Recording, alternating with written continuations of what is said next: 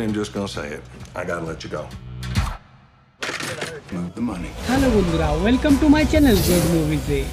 আজ আমি এক্সপ্লেন করতে চলেছি লাকি লোগান মুভিটি। আর এই মুভিটি বানানো হয়েছে খুবই ইন্টারেস্টিং একটা স্টোরি নিয়ে, যেখানে দেখানো হয়েছে জেলের মধ্যে থাকা এক দুর্দর্শ চোর যে জেলের মধ্যেই বসে একটা ডাকাতির প্ল্যান বানায়। এমনকি সে সেই জায়গায় কখনোই যায়নি এবং তার মাস্টার প্ল্যানের কাছে এফবিআই এজেন্টরাও হাত তুলে দিয়েছিল। সে কি করে সেই জেলের মধ্যে বসে ডাকাতিটা করলো, এটাই জানবো আজকের গল্পে। তো চলো শুরু করা যাক আজকের এক্সপ্লেনেশন। সিনেমাটির শুরুতেই আমাদের জিমি নামের একজন লোকের সাথে পরিচয় হয়, যে একসময় খুব ভালো একজন ফুটবলার ছিল। তবে সে একদিন খেলতে গিয়ে তার বড় রকমের একটা ইনজুরি হয়ে যায়। এই কারণেই তার নিজের চিকিৎসার জন্য তার সারা জীবনের ইনকামের টাকা শেষ হয়ে গিয়েছিল। এরপর থেকেই সে বেকার হয়ে যায়। সে কোথাও কোনো রকমের চাকরি খুঁজে পায় না। এইভাবেই কয়েকদিন কেটে যাওয়ার পর সে একটা কাজ পায়। কাজটা ছিল একটা রেসিং ট্রাকের নিচে সুড়ঙ্গ বানানোর কাজ। রেসিং ট্রাকের নিচে সুড়ঙ্গ, এটা শুনে একটু অবাক লাগছে তাই না? চিন্তা করো না, একটু পরেই সবকিছু বুঝতে পারবে। এইদিকে কিছুদিন কাজ করার পর হঠাৎ করেই সেই কাজের ম্যানেজার জিমিকে ডেকে পাঠায় তার সাথে দেখা করার জন্য। জিমি ম্যানেজারের সাথে দেখা করার পর ম্যানেজার তাকে কাজ থেকে বাদ দিয়ে দেয়। কারণ ছিল সে যে খেলার সময় ইনজুরি পেয়েছিল, সেই থেকেই জিমি একটু খুঁড়িয়ে খুঁড়িয়ে হাঁটতো। আর এটা ম্যানেজার দেখে নিয়েছিল।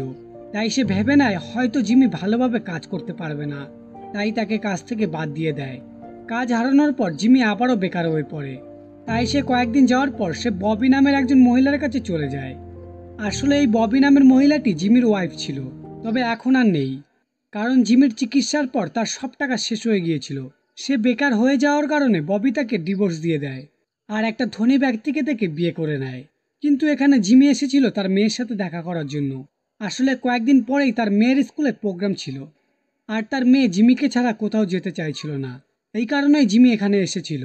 এখানে আসার পর জিমি জানতে পারে আর কয়েকদিন পরেই ববি এবং তার নতুন হাজবেন্ড তার মেয়েকে নিয়ে অন্য একটি শহরে চলে যাবে। সেই শহরটি জিমির থেকে অনেক দূরে ছিল। এটা শোনার পর জিমি অনেক কষ্ট পায়, কারণ জিমি তার মেয়েকে অনেক বেশি ভালোবাসতো আর তার মেয়েও জিমিকে অনেক বেশি ভালোবাসতো। সে ভাবে যদি তার মেয়ে এখান থেকে চলে যায় তাহলে তার মেয়ে কোনোভাবেই থাকতে পারবে না জিমিকে ছাড়া। এমনকি জিমিও এক মুহূর্তের জন্য তার মেয়েকে ছাড়া থাকতে পারবে না। কিন্তু আর কিছুই করার ছিল না। তখন সে মনে মনে ভেবে নেয় তার এক্স ওয়াইফ ববি তার মেয়েকে নিয়ে যে শহরে যাচ্ছে সেখানেই সে যাবে। তবে এটা এতটাও সহজ ছিল না, কারণ তার অনেক টাকার দরকার ছিল সেই শহরে যাওয়ার জন্য, যা তার কাছে একদমই ছিল না। সে অনেক চিন্তা ভাবনা করার পর একটা বুদ্ধি বার করে। সে ভাবছিল রেসিং ট্র্যাকের নিচে কাজ করার সময় সে একটা লকার দেখেছিল, যেখানে রেসিংয়ের সব বাজি ধরা টাকাগুলি রাখা হতো, যার পরিমাণ অনেক বেশি ছিল। তার প্ল্যান ছিল সে সেই লকারে সব টাকা চুরি করবে। তবে এই কাজটা শুনতে যতটা সহজ ছিল ঠিক ততটাই কঠিন, আর এই কাজের জন্য তার আরও বেশি লোকের প্রয়োজন ছিল। তার একার পক্ষে এটা সম্ভব ছিল না। তাই জিমি সবার আগে তার ভাইয়ের কাছে আসে। তার ভাইয়ের নাম ছিল ক্লাইড। সে অনেক আগে আর্মিতে কাজ করত, আর কোনো একটা যুদ্ধে গিয়ে তার বাম হাত বাদ হয়ে যায়। তারপর থেকেই ক্লাইড আর্মি থেকে অবসর নিয়ে একটি মদের বার চালাতো এবং পরে সে একটা প্লাস্টিকের হাত লাগিয়ে নিয়েছিল। এরপর যখন জিমি তার ভাইয়ের সাথে টাকা চুরির কথা বলছিল, তখনই সেখানে ম্যাক্স নামের একজন লোক চলে আসে। আসলে জিমি যে রেসিং ট্রাকের নিচে কাজ করত সেই রেসিং ট্রাকের ম্যানেজার ছিল এই ম্যাক্স। ম্যাক্স তার সাথে আরও দুজন বন্ধুকে নিয়ে এসেছিল। তারা তিনজন মিলে ক্লাইডের প্লাস্টিকের হাত থেকে অনেক মজা করতে থাকে। এটা দেখার পর জিমি অনেক রেগে যায়, আর সে নিজেকে কন্ট্রোল করতে পারে না। তাই সে সোজা ম্যাক্সকে ধরে টেবিলের সাথে মাথা ঠুকে দেয়, যার ফলে তার নাক ফেটে যায়। সে ম্যাক্সের দুজন বন্ধুকেও অনেক মারে। ক্লাইডও অনেক রেগে গিয়েছিল তাদের উপর। তাই সে একটা মদের বোতল নিয়ে বাইরে গিয়ে ম্যাক্সের গাড়িতে মদ ঢেলে আগুন জ্বালিয়ে দেয়। এইসব কিছু ম্যাক্স এবং তার দুই বন্ধু দাঁড়িয়ে দাঁড়িয়ে দেখছিল, আর তাদের ফোন দিয়ে ভিডিও করছিল। তাদের ভিডিও করা দেখে জিমি তাদের ফোন দুটি নিয়ে সেই আগুনের মধ্যে দিয়ে দেয়। এরপর এই সিনটি এখানেই শেষ হয়ে যায়। আর পরের সিনে আমরা জিমি আর ক্লাইডকে দেখতে পাই। তারা আবারও একসাথে বাড়িতে বসে টাকা চুরির প্ল্যান করতে থাকে। জিমি ক্লাইডকে খুব ভালোভাবে রেসিং ট্রাকের নিচে টাকা চুরি করার কথা বলতে থাকে। জিমির কথা শোনার পর ক্লাইড ভালোভাবে সবকিছু বুঝতে পারে এটা এতটাও সহজ ছিল না যতটা শুনতে লাগছে। তাদের এই কাজের জন্য আরও লোক লাগবে। তাদের একটা টিম বানাতে হবে এই ডাকাতি করার জন্য। এই কারণে তারা প্রথমে তাদের বোন মিলির কাছে যায়। আসলে জিমি প্রথমেই এই প্ল্যানের জন্য 10টা পয়েন্ট লিখে রেখেছিল। সেই পয়েন্টগুলি কি কি ছিল তা জিমি খুব ভালোভাবে ক্লাইড আর তার বোন মিলিকে বুঝিয়ে দেয়। এই 10টার মধ্যে একটা পয়েন্ট ছিল সেখানকার লকারের তালা খোলা, তবে সেটার প্ল্যান তাদের কাছে ছিল না। এই কারণে তারা জো নামের একজন লোকের সাথে দেখা করার সিদ্ধান্ত নেয়। আসলে জো একজন প্রফেশনাল চোর ছিল। সে অনেকগুলি ব্যাংক ডাকাতি করেছিল। তারা জোয়ের খোঁজ পেয়েছিল একটা টিভি নিউজ থেকে, এবং বর্তমানে জো একটা জেলের মধ্যে আছে। সে একটা চুরির কারণে জেলে চলে গিয়েছিল। এরপর জিমি আর ক্লাইড জোয়ের সাথে দেখা করার জন্য সে জেলের মধ্যে যায়। সেখানে যাওয়ার পর জিমি আর ক্লাইড জোকে সবকিছু ভালোভাবে বুঝিয়ে বলে। তাদের সব কথা শোনার পর জো বলে, আমি হয়তো জেলের মধ্যে থাকার কারণে তোমাদের বেশি একটা সাহায্য করতে পারবো না। আমি তোমাদের একটা ঠিকানা দিচ্ছি, তোমরা সেখানে গেলে আমার দুই ভাইকে দেখতে পাবে। তাদের দুজনকে তোমরা আমার কথা বলবে, তাহলে তারা তোমাকে সাহায্য করবে। এরপর পরের দিন আমরা দেখতে পাই জিমি আর ক্লাইড সেই ঠিকানায় গিয়ে জোয়ের দুই ভাইয়ের সাথে দেখা করে এবং চুরির বিষয়ে সবকিছু আলোচনা করতে থাকে। তাদের কথা শোনার পর জোয়ের দুই ভাই বলে প্ল্যানের একটু পরিবর্তন করতে হবে।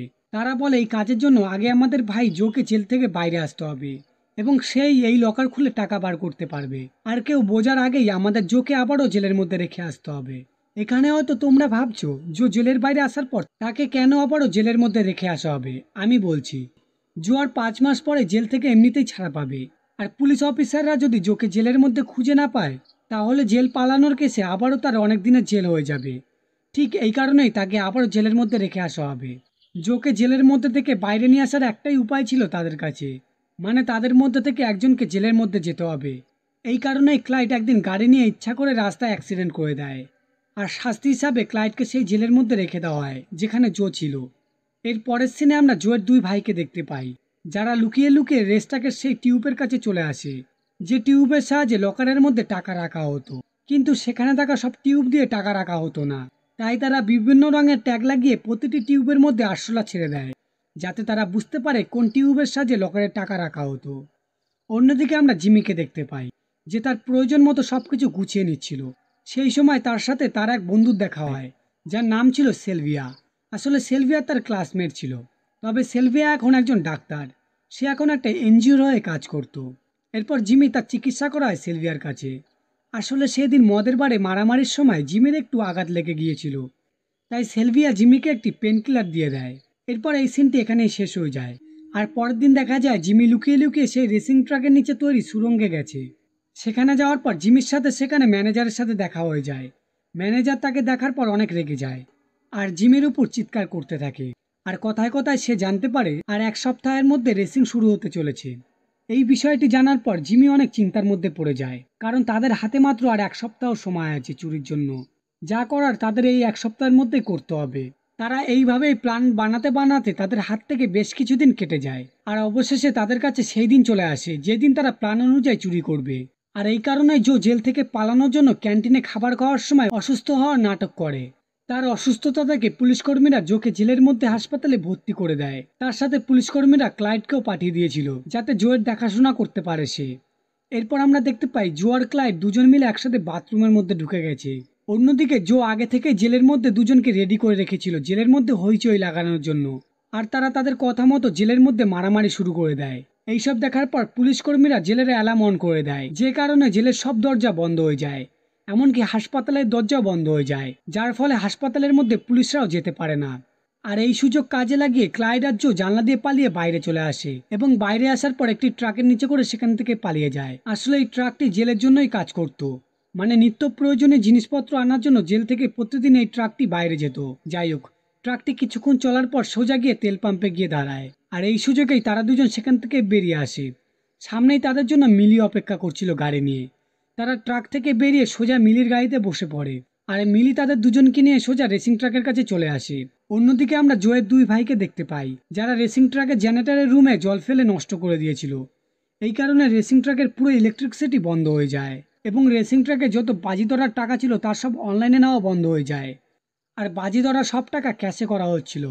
এটাই জিমির প্ল্যানে ছিল, তারা যদি ক্যাশ টাকায় বাজি ধরে তাহলে লকারে আরো বেশি টাকা আসবে এবং তারা আরো বেশি টাকা লুট করতে পারবে সেখান থেকে। এরপর সিন শিফট হয়ে আমাদের জো এবং ক্লাইডকে দেখানো হয়। তারা লকারের সেই টিউব পর্যন্ত চলে এসেছিল, যেটা জোয়ের দুই ভাইরা আরশোলা দিয়ে চিহ্নিত করে রেখেছিল। এখানে জোয়ের প্ল্যান ছিল সে লকারের মধ্যে একটা বোমা ব্লাস্ট করবে। তার কথা শোনার পর জিমি এবং ক্লাইড অনেক অবাক হয়ে যায়, তারা বুঝতে পারছিল না জো আসলে কি করতে চলেছে। এরপর জো তাদের দুজনকে সবকিছু ভালোভাবে বুঝিয়ে দিয়ে সে তার বোমাটি বানিয়ে নেয়, আর সেই টিউবের ভিতরে জো বোমাটিকে দিয়ে দেয়। তবে এখানে জোয়ের বানানো বোমাটা না ফেটে পিছনের দিকে এসে জোয়ের মাথায় লাগে। জো সেটাকে ভালোভাবে দেখার পর সে লক্ষ্য করে বোমাটির চাপাটি জোরে করে আটকে দিয়েছিল সে, তাই বোমাটি জায়গা মতো না ফেটে নিজের মাথায় এসে লেগেছিল। এরপর জো ঢাকনাটা একটু হালকা করে লাগিয়ে সে আবারও টিউবের মধ্যে দিয়ে দেয়, আর তার প্ল্যান কাজ করে।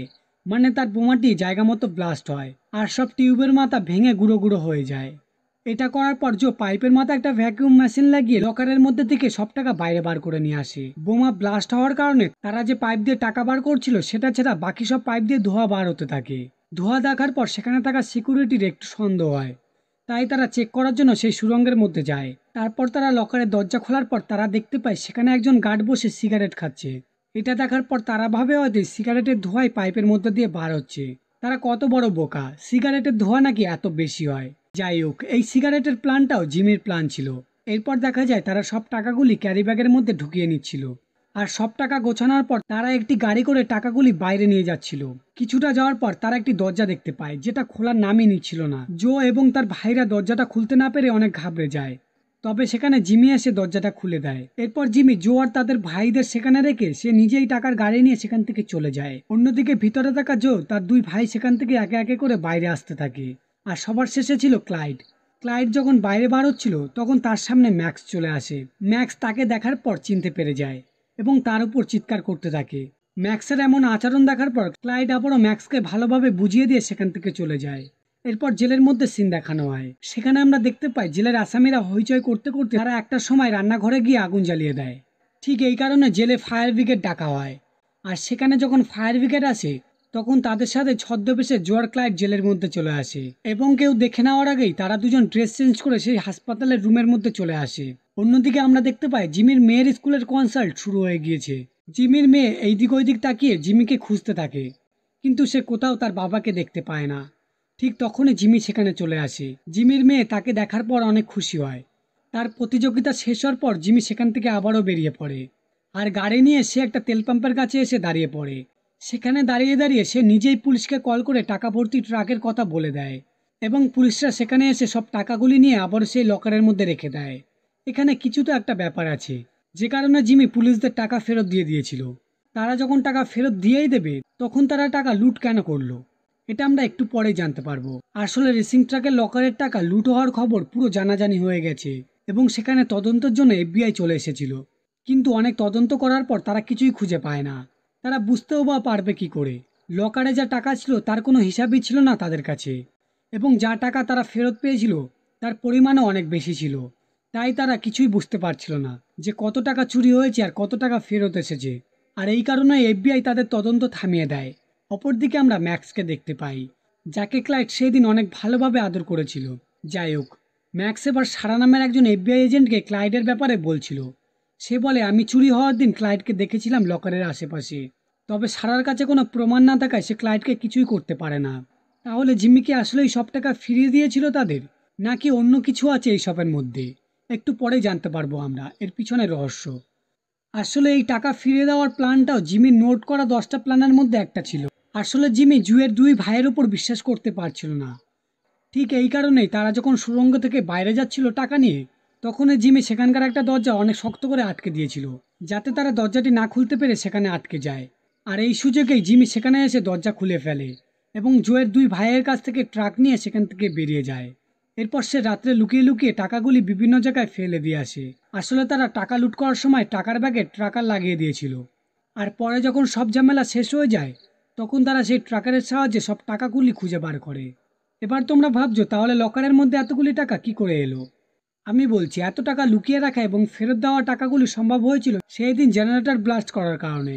সেই দিন সব বাজিতরা ক্যাশে হয়েছিল, এই কারণে ক্যাশে অনেক টাকা জমে গিয়েছিল।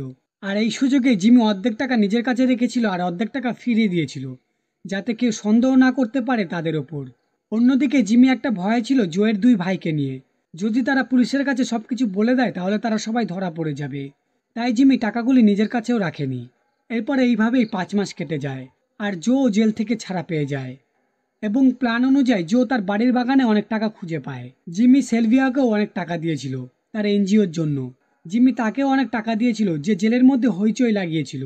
আর শেষে জিমি সেই শহরে শিফট হয়ে যায় যেখানে তার মেয়ে ছিল।